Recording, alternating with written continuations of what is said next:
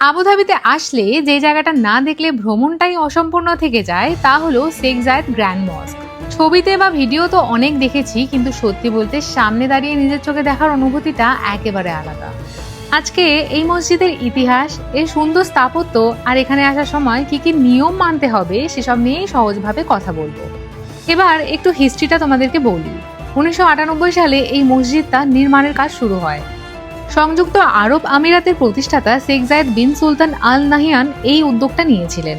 ওনার ভাবনা ছিল যে এই জায়গাটা তৈরি করা যা বিশ্বজুড়ে ইসলামিক সংস্কৃতি, সৌন্দর্য আর শান্তির একটা বার্তা দেবে। দীর্ঘ সময় ধরে কাজ চলার পর 2007 সালের ডিসেম্বর মাসে আনুষ্ঠানিকভাবে এটা খুলে দেওয়া হয়। যদিও 2004 সালে কাজ চলাকালীনই শেখ জায়েদ মারা যান আর ওনাকে এই মসজিদের প্রাঙ্গণেই সমাহিত করা হয়। এবার আসি আর্কিটেকচারে। পুরো মসজিদ জুড়ে 80টারও বেশি গম্বুজ আর 4টি কোণে 4টি বিশাল মিনার রয়েছে। সারা বিশ্ব থেকে আনা সেরা মানে সাদা মার্বেল দিয়ে তৈরি করা হয়েছে এই মসজিদ। দিনের আলোতে যেমন চকচক করে, রাতের লাইটিংয়েও এটা দেখতে অসাধারণ লাগে। ভেতরে ঢুকলে তোমরা দারুণ কিছু কারুকাজ দেখতে পাবে। আর এটার মধ্যে দুটো বিশেষ বিষয় না বললেই নয়। মূল প্রেয়ার রুমে যে কার্পেট বেছানো আছে সেটা বিশ্বের সবথেকে বড় হাতে বোনা কার্পেট। প্রায় 1200 জন কারিগর 2 বছর ধরে খেটে এটা বানিয়েছিলেন। আর মাথার উপর যে ঝাড়বাতিগুলো দেখছো, এগুলো সোয়ারোস্কি ক্রিস্টাল আর খাঁটি সোনা দিয়ে তৈরি। দেখতে সত্যিই দারুণ লাগে। এবার আসি ড্রেস কোড আর নিয়ম কানুনে। এখানে আসার আগে যে জিনিসটা তোমাদের সব থেকে বেশি মাথায় রাখতে হবে তা হলো এখানকার ড্রেস কোড। যেহেতু এটা পবিত্র প্রার্থনার জায়গা, তাই এখানে নিয়ম কানুন খুব কড়া।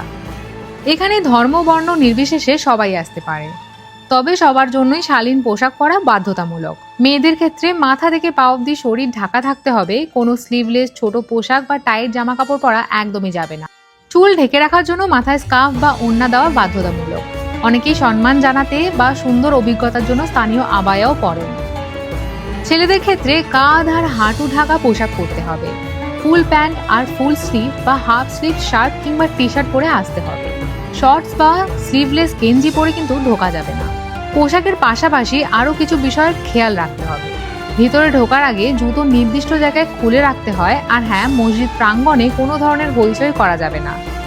ছবি তোলার সময় কোনো অদ্ভুত পোজ দেওয়া বা হাত ধরাধরি করে ছবি তোলাও নিষিদ্ধ, যাতে ভিতরে ধর্মীয় পরিবেশটা বজায় থাকে। নিয়মগুলো মেনে চললে সিকিউরিটির সাথেও কোনো ঝামেলা হবে না আর পুরো দিনটাই ভালো কাটবে। সত্যি বলতে এত নিয়মকানুনের মূল উদ্দেশ্যই একটাই, জায়গাটার পবিত্রতা আর শান্তি পরিবেশ বজায় রাখা।